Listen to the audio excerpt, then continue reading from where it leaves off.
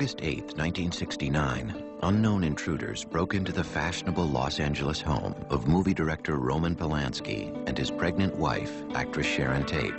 There they slaughtered her and 4 others. One night later, another home was invaded, and a middle-aged grocery executive and his wife were killed with equal brutality. In 2 days, an entire city was seized by fear. But it was months before the crimes were connected. When they were, a small, bizarre character named Charles Manson was charged with provoking his apparently fanatic followers to commit the crimes, and a national obsession to understand these people began. Who was Charles Manson? As he recalls it, the pain of Charles Manson's childhood began early. I'm a street child. I'm a runaway little girl at 15 years old out of Kentucky named Kathleen Maddox. I didn't have a husband. My husband's name was Scott. And he married somebody else and went down the road, and she went to Cincinnati and had a guy named Charlie Manson.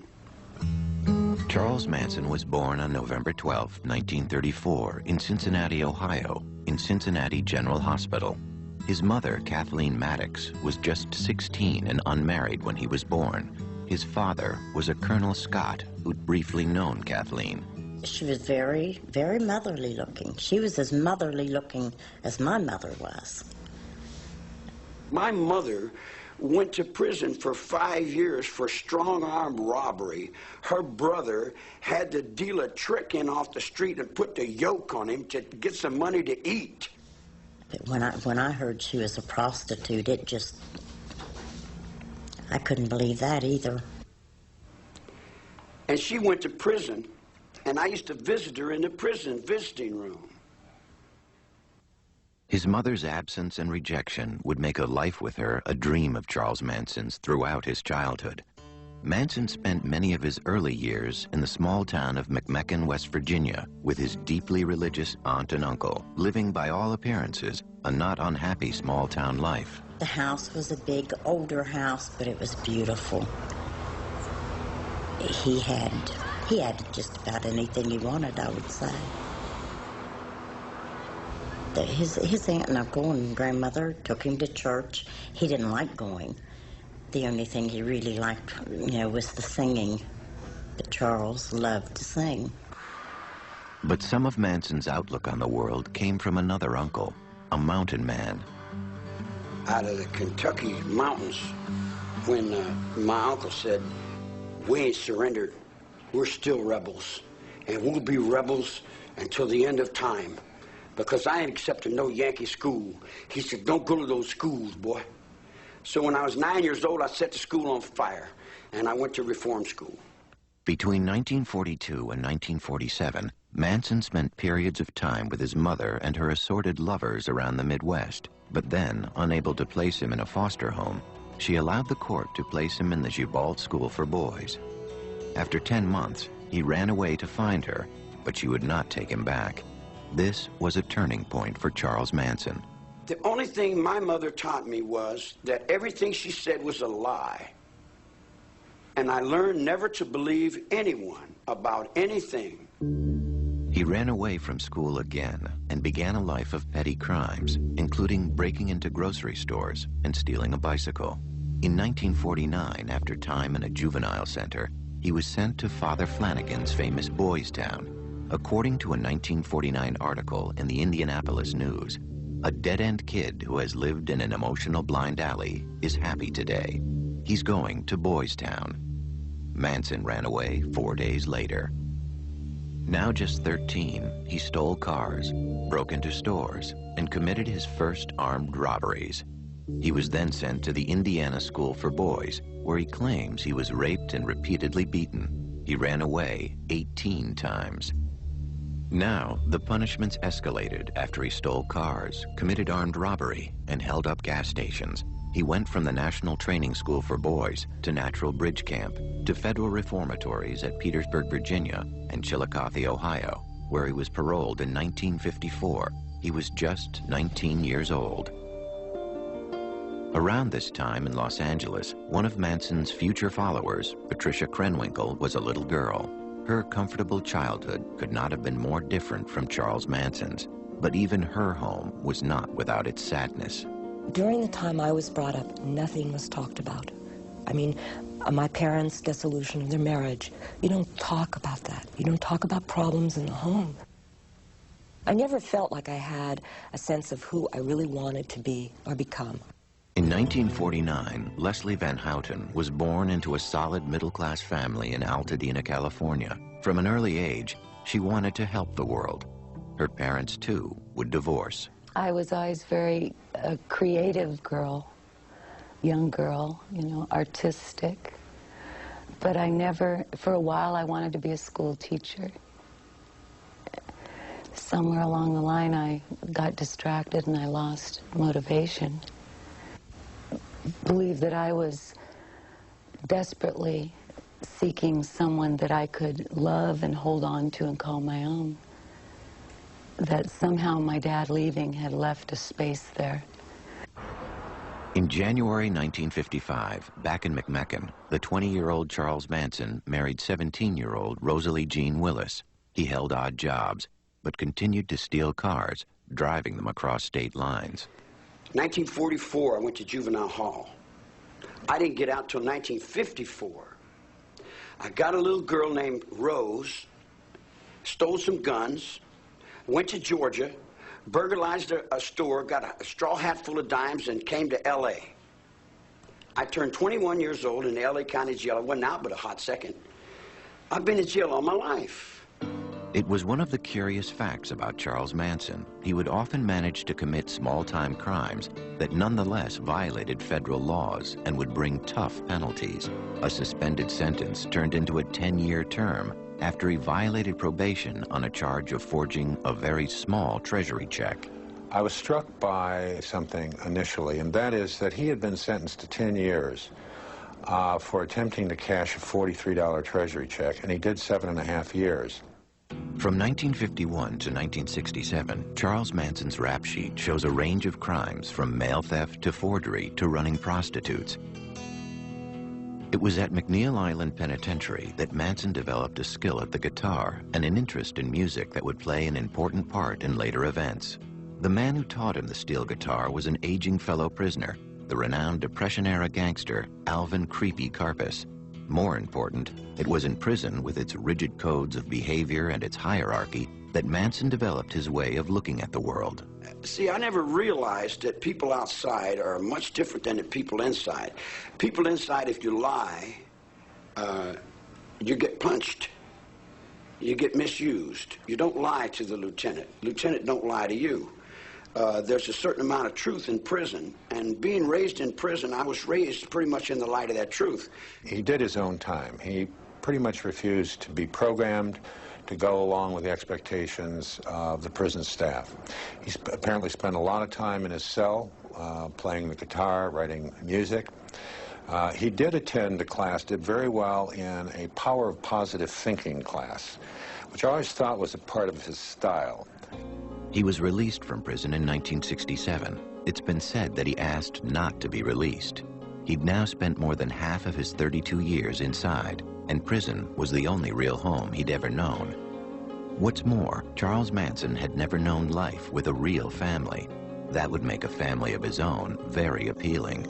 Prison may have meant a life of little change for Charles Manson, but life outside was changing radically. It was a far different world now from the one he'd known before prison, and was one where his particular skills would serve him well. It was the mid-1960s, and the Haight-Ashbury district of San Francisco was, for hippies and others escaping the mainstream, the promised land. What we saw at its peak were literally thousands of flower children all over the country, all over the world, attracted to this movement, like moths to a flame, you know, summer in San Francisco. There was a philosophy here that was totally revolutionary that they'd not heard before, and this was the epicenter of it. A lot of very young, creative, exploring people came there, but then you started to see a shift where more disturbed, sicker, more drug-involved people started to come. The hallucinogenic drugs like LSD were being replaced by stimulant drugs, speed particularly, that led to compulsion and paranoia, and innocence was giving way to violence.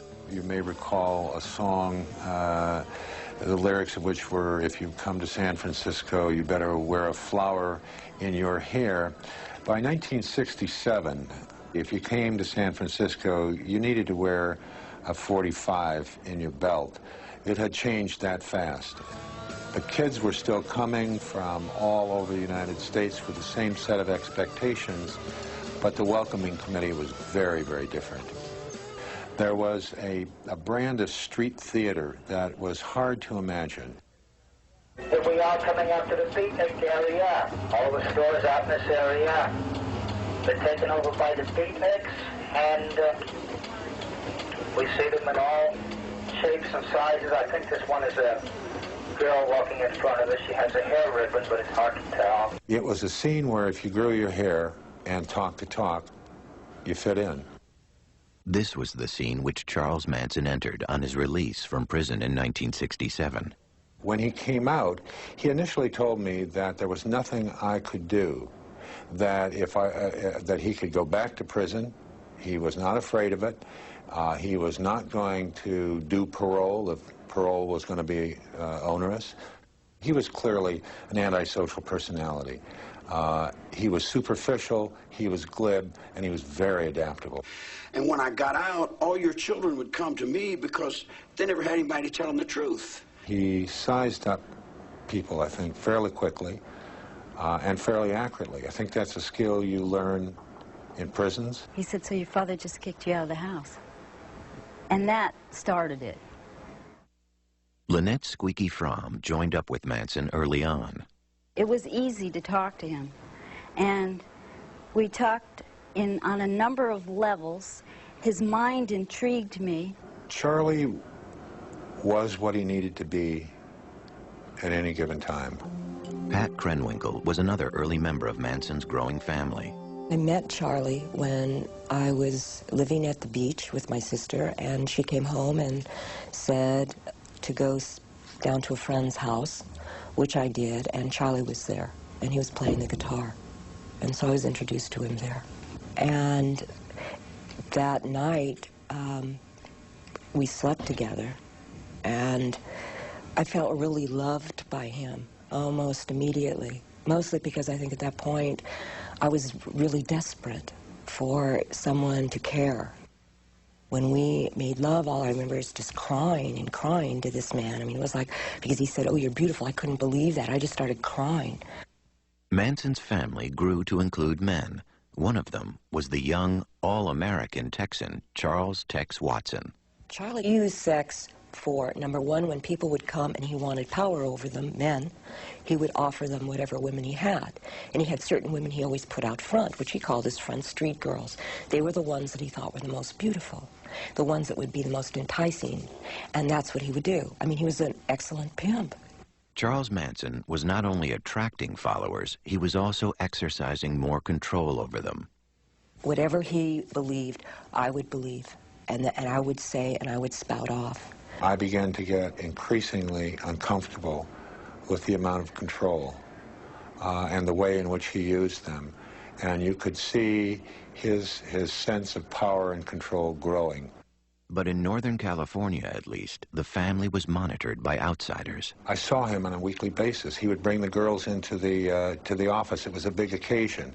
I would go out to a home and see them. There was always that string. There was always some reality.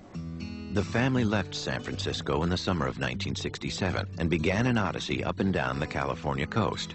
Moving from place to place was one way Manson kept his followers entertained enough to stay. They started spending more time in the Los Angeles area. There, Manson hoped to make a name for himself in rock and roll. I think he felt that once he got down there, things were going to be very, very different. He had contacts with the Beach Boys. It was through the women that Manson made his connection with Dennis Wilson of the Beach Boys. In Los Angeles, Wilson picked up 2 of the family women hitchhiking and took them home. Soon, Manson and the rest of the family showed up and moved in with Wilson for several months. Then, through Wilson, Manson did some recording, but nothing came of the sessions.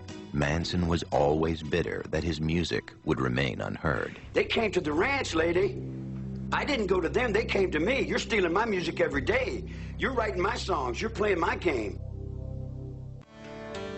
In August of 1968, longtime family member Susan Atkins found the family a new home, an old Western movie set and now riding stable owned by an 80-year-old half-blind man named George Spahn.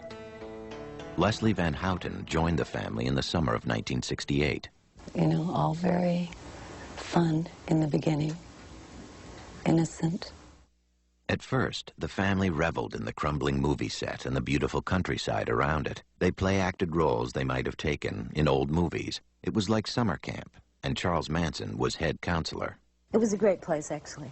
We could make anything we wanted out of it. It was like having the Our Gang set, you know. You could turn it into anything. The whole idea was to let time disappear. There was no time. We were all living now. Now was the only time. See, at first, the magical mystery tour was that we would be cowboys or gypsies or pirates, and every day it was to wear a different role so that we would get more out of ourselves, and every day was Halloween. Losing oneself, killing old egos, and replacing them with Manson and his very particular view of the world. It was the serious goal of all that play acting that Manson directed. If you wipe away somebody's identity, say society is corrupt, forget about everything you ever learned, but then you substitute your own philosophy. It's like wiping the blackboard clean and then introducing your philosophy, and then you become the absolute leader. Bit by bit, the family became one with Manson. One of his things was to stop you during the day, and he'd put your palms up to his, and then he'd move them in any direction that he could. Or he'd make a series of faces, and then you were supposed to try to keep up with them. And the whole thing was always geared toward just complete mirroring of him. One powerful way that Manson maintained control was through drugs, in particular LSD. Well, we took hundreds of trips together. The acid trips were exercises in total control. With Charlie, he actually did almost like drug programming. I mean, he was the focal point at all times. And what seems so amazing is that he somehow, because acid is a very powerful drug, and it's like I would feel like totally out of control, and yet I would watch him and he would seem totally in control. One of the things, when I look back, I realize I didn't always see him take acid. I don't think he did. The idea was to get rid of all the conditioning, to die in yourself.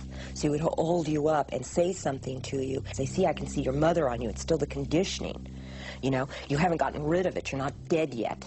Sometimes he would reenact the crucifixion when we were on LSD. And it was very realistic. I would die for you. And then the questions would begin, would you die for me? And what was the philosophy that Manson was offering? It had begun with a notion of oneness and the power of love, but over time it grew steadily more paranoid. The messages to the family grew steadily darker. There was no right or wrong, and life and death were really the same thing. In fact, death could be a welcome step on the way to a better world. And in the fall and winter of 1968, as Manson saw himself more and more a lone visionary, he and the family spent more and more time in a place that only increased their sense of isolation. A remote outpost in Death Valley, Barker Ranch. We really weren't in touch. We were allowed to listen to the Beatles and the Moody Blues and Manson's music. Nonetheless, Manson was aware of what was going on in the nation's cities. Since 1966, city after city had seen rioting in black neighborhoods. The cry for black power was being heard alongside the ever stronger actions against the war in Vietnam. We're gonna make Vietnam look like a holiday. Because if America don't come round, America should be burnt down. The family moved back to Los Angeles in January of 1969. Then the paranoia increased even more in early July, when Manson thought he'd killed a black drug dealer he also thought was a Black Panther.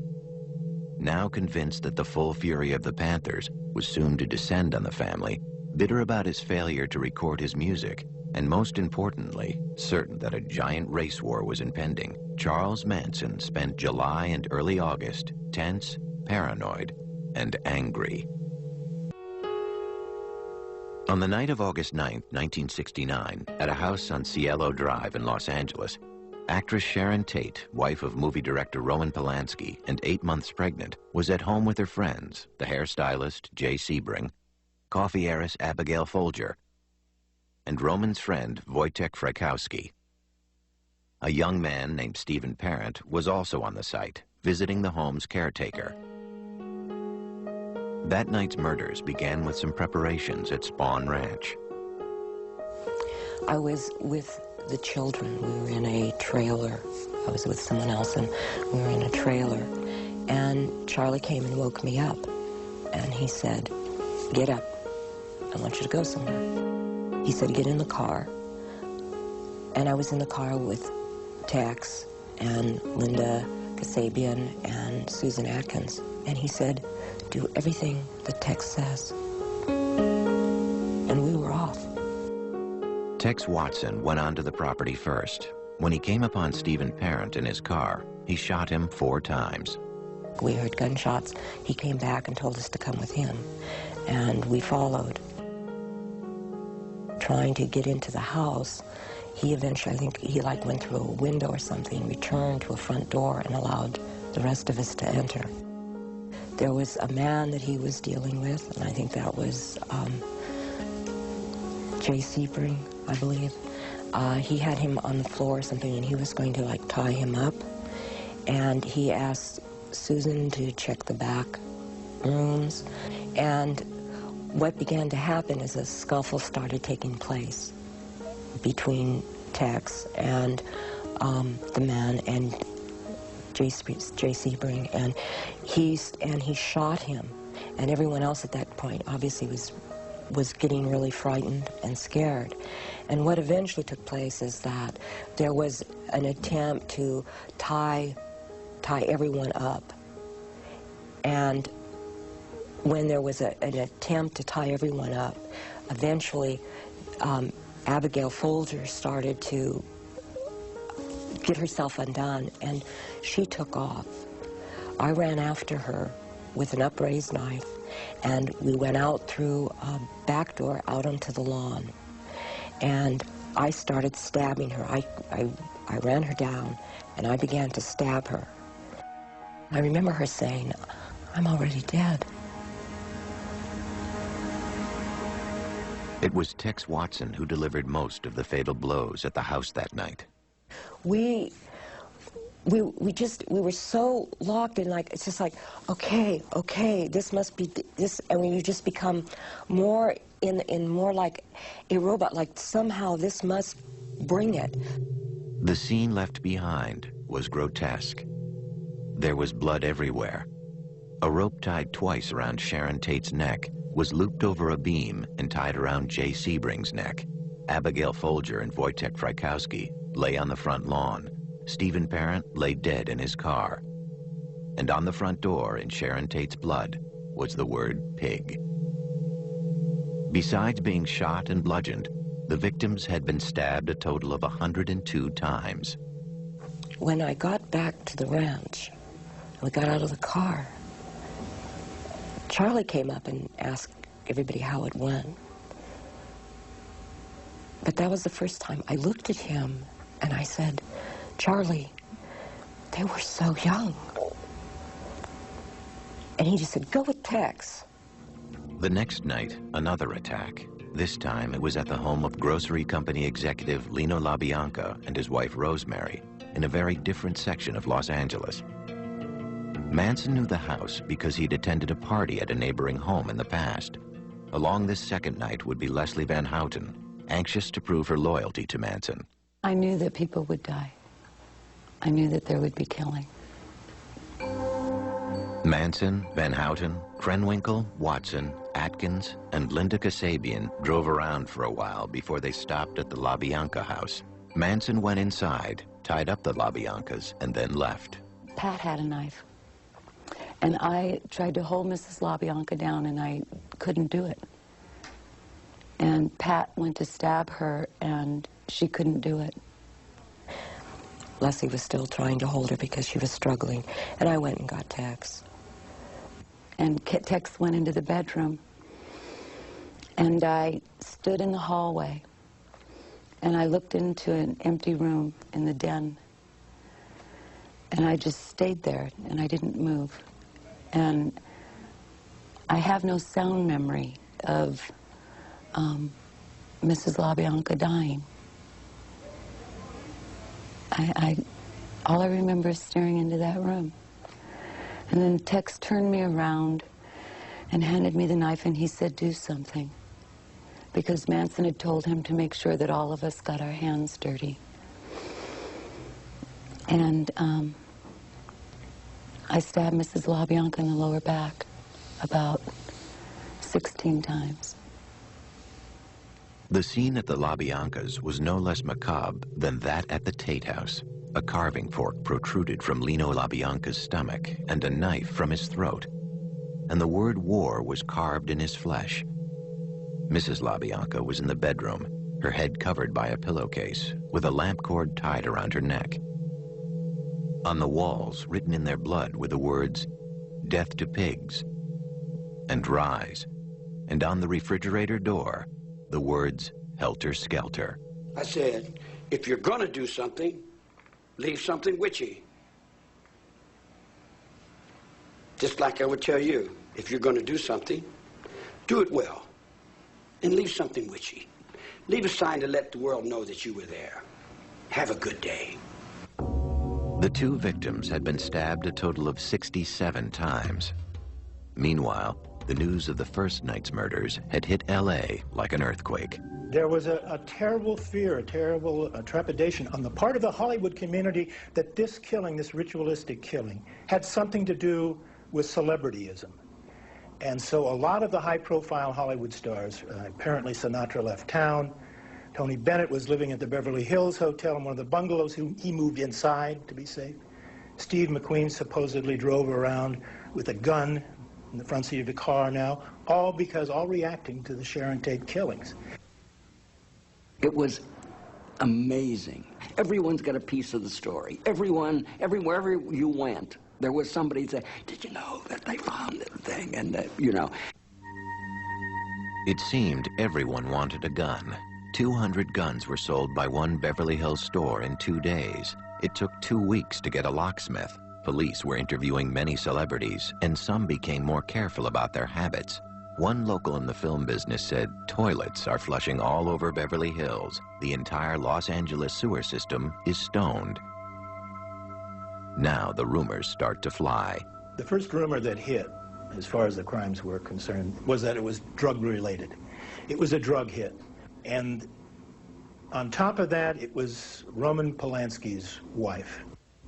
People knew about Polanski's film, Knife in the Water, all of these strange, dark, mystical movies involving drugs and sex and killings. Sharon not only didn't use drugs. In the beginning, you know, there were those who thought Roman had an involvement in this. It was conjecture Polanski quickly denied. Terrible for him when he came back for the funeral, and Warren Beatty was telling me this. I mean, people thought he somehow had something to do, which of course he didn't. In spite of the obvious similarities between the Tate and LaBianca murders, the police believed that the second crime was merely a copycat incident based on news reports of the first, and the two investigations were run quite separately. During the investigation, the family was actually arrested and then released on an unrelated charge of auto theft. They then headed to the safety of Barker Ranch in Death Valley. On October 10th, the family was rounded up on new charges of auto theft and arson. And while they were in jail, the LA murder cases broke open. Family member Susan Atkins was implicated by another member in an earlier crime. Jailed in L.A., she blabbed to cellmates about the Tate and LaBianca murders. The more you kill, the better you like it, she told them. Then one cellmate repeated the stories to the police. In December of 1969, nearly 4 months after the crimes, Charles Manson and 5 family members were charged with the Tate and LaBianca murders. What some called the crime of the century would now move on to a trial that would mesmerize a city. The trial of Charles Manson, Pat Krenwinkel, Leslie Van Houten, and Susan Atkins for the Tate and LaBianca murders began on June 15, 1970. Manson demanded and was refused permission to serve as his own attorney. Still, from the beginning, it was clear that Manson was in complete control of the defense. You have to realize that I viewed Manson as being the main defendant. To convict his co-defendants and have him walk out of court, I think, would have been an unsuccessful prosecution.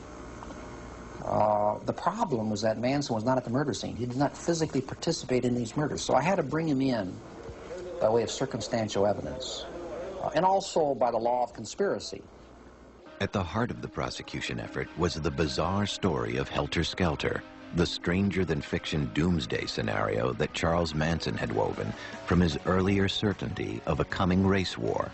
Helter Skelter was a name he'd taken from a Beatles song. Manson envisioned that white people would turn against the black man if they thought the black man had committed these 7 murders, and ultimately there would be a civil war between blacks and whites out on the street. During the war, he told them, he said, we're going to hide out in the bottomless pit in the desert, a place he derived from Revelation 9, a chapter in the last book of the New Testament. Manson foresaw that the black man would win this war. But later on, he said the black man, because of inexperience, would simply not be able to handle the reins of power. So we would have to look around at those white people who had survived, who had escaped from Helter Skelter. And he said, we'll come out of the bottomless pit, and quoting Manson, we'll send Blackie on his way to picking cotton, and we'll take over the leadership of the world. The chief prosecution witness was Linda Kasabian, who had driven the car on the night of the Tate murders. She agreed to testify in return for immunity. Can you get out of the way? The mood around the trial and throughout L.A. was as bizarre as the accused themselves. It may be more than 6 months before the Tate case finally goes to trial here at the Hall of Justice, but Hollywood isn't waiting. 2 movies about the mass murders already are in the works. One producer said his film will concentrate on the hippie clan charged with murder and explain on the screen why they might have done it. Day after day, Manson would come into court and by turns intimidate and amuse. He was playing the people. He was playing to the courtroom. He was playing to the press. We had quite a few staring sessions. He was always staring at people. You know, he'd stare at the jury, and they would turn away. He'd turn around and stare at spectators. During the trial, as in their lives before, the 3 women took all their instructions from Manson. The entire proceedings were scripted by Charlie. Every day we'd meet, and he'd decide, well, today I want you each to stand up and hold your hands in some stupid symbols. You're going to get up and scream. You know, each day was scripted, and that day we proceeded through the events. With Manson, he believed that everything we did was creating some picture that was going to go out in the universe and somehow change it towards his, bend it towards his will. The daily march of Van Houten, Atkins, and Krenwinkel, smiling and singing, was unnerving to anyone who saw it on the news. The song they were singing was one that Manson had written.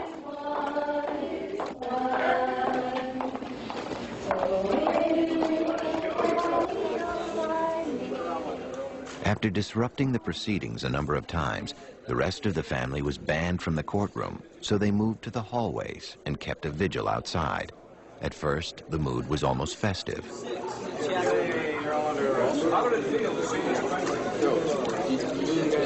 We saw them every day. You know, come on, Squeaky, you can't really be serious about that, you know. And we would banter back and forth, and so there was a joviality. But continuing to shock the courtroom, Manson carved an X into his forehead in late July to symbolize his removal from society. The following weekend, the 3 girls followed suit. National attention on the trial included unwelcome notice from the highest level. President Nixon spoke of Charles Manson in a speech on August 3rd. Here is a man who was guilty, directly or indirectly, of 8 murders without reason. Here's a man yet who, as far as the coverage was concerned, appeared to be rather a glamorous figure. And the next day, a smiling Charles Manson held the headline up to the jury as the defense demanded a mistrial. It was denied in spite of the defense team's best efforts. The President of the United States says somebody's guilty. What recourse do you have? You answer the question. Inside the courtroom, the most dramatic moment occurred on October 5th, 1970, when Manson lunged 10 feet towards the judge. He was restrained and the trial continued. It certainly was within earshot. On November 16th, the prosecution rested, and the defense rested without calling a single witness. Struggles with Manson and changes in the defense team were constant, but there was still alarm when defense lawyer Ronald Hughes did not show up in court. His body was later discovered in a wilderness area. One ex-family member has since claimed he was murdered for disagreeing with Manson over Leslie Van Houten's defense. On January 25th, 1971, after 9 days of deliberation, the jury found each defendant guilty of conspiracy to commit murder and murder in the first degree. In a separate trial, Tex Watson was also found guilty and sentenced to death. In the penalty phase of the trial, the women did testify and tried to exonerate Manson. And now the instructions from Manson were changing. One of the things that Charlie always promoted about himself was, I don't lie. And all of a sudden, he was asking every one of us to lie on a daily basis about something. Oh, say this, say that. And we're going, but I didn't do that. And it was like, you lie, a god lies. On March 9th, the jury called for the death penalty for all 4 defendants, a finding the judge then upheld. In protest, the women shaved their heads. Before that clerk reads that verdict, you don't know what he's going to say, life or death. It's a very tense, suspenseful moment. And I looked over at Manson, and his hands were trembling. Now, here's someone who always spoke about the beauty of death. He was always telling everyone, death is a beautiful thing, and maybe when we kill these people, we're doing them a favor, and they don't even realize it. But I was with him for 9.5 months, and he fought very hard for his own life, see? So that was just pure hypocrisy on his part. The defendants faced the death penalty now. To at least one of them, it was a kind of relief. I was more than willing to go to the gas chamber. I didn't fear it. The death penalty for me at the time seemed, it almost justified my not having to deal with what I had done. It was the eye for an eye. They're going to kill me. I don't have to deal with it. And then, in 1972, the Supreme Court overturned the death penalty. Death sentences were commuted to terms of life imprisonment. In the case of Charles Manson, there was a certain irony involved. In fact, he told me after the trial, because Bugliosi says, you know, you haven't achieved anything here. He said, all you've done is send me back to where I came from. But I said, well, yeah, Charlie, that's true, but as far as I know, you've never been in the green room before. The green room is a reference to San Quentin gas chamber. The next year, I was driving my car, and the car radio was on. And I heard where the U.S. Supreme Court had set aside the death penalty, Furman versus Georgia. And the very first thought that came into my mind is that what Manson had told me at the end of the trial was true.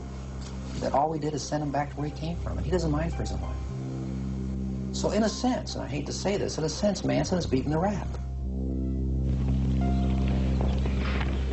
It was 1972, and Pat Krenwinkel and Leslie Van Houten were still young women, with a lifetime ahead of them. A lifetime to face what they had done. More than 30 years after the murders at the Tate and LaBianca homes, Charles Manson, Patricia Krenwinkel, Leslie Van Houten, Susan Atkins, and Tex Watson are all still in prison serving life terms.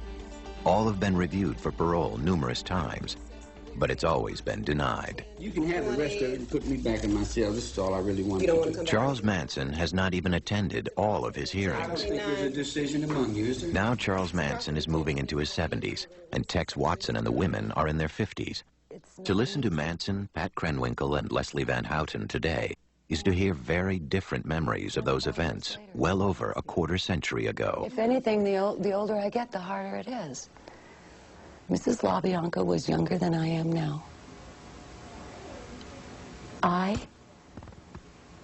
took away all that life. I see blood in here every day. Every day someone's getting shot, someone's getting cut, someone's getting beat. I've lived in that all my life, woman. That don't wrinkle up my forehead. You can pile out 100 dead bodies up in front of my cell, and it don't set me to do nothing. Every day I wake up and know that I'm a destroyer of the most precious thing, which is life. And living with that is the most difficult thing of all. And I do that because that's what I deserve, is to wake up every morning and know that. You know, it didn't happen overnight. He spent a lot of time taking middle-class girls and remolding them. I never broke nobody's will. I never told anybody to do anything other than what they wanted to do. Oh, Charlie's just absolutely lying. There wasn't one thing done that was even allowed to be done without his expressed permission. Wait a minute.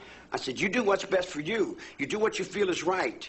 You do what you think is right. Now, whatever you think is right, it's got to be right. All I'm doing is I'm walking with you, I'm walking the line with you, and I'm holding the line with you. What you do is up to you. It's got nothing to do with me.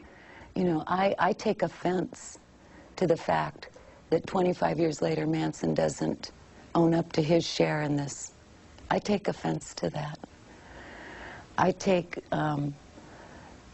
responsibility for my part. And part of my responsibility was helping create him. Every once in a while I get letters from children. And they seem to think that what we did is all right. There is nothing that we did that is all right. Nothing. He was not Jesus Christ or Satan. He was a very odd, bizarre, high-energy little antisocial who had some poor, confused, middle-class dropouts who decided to follow him. And he got into a situation where he had enormous power over these people, and he pulled it all together into this incoherent, hateful kind of plan. And there was no one there to say, Charlie, girls, this is crazy. Saturday at 8, A&E is issuing you a search warrant. Search for justice on American Justice. We know we have our man. Search for evidence on cold case files. DNA is like the finger of God pointing down. Search for truth on City Confidential. I'm selling sex like other people are selling soda pop. You'll find them all beginning at 8 tomorrow on A&E.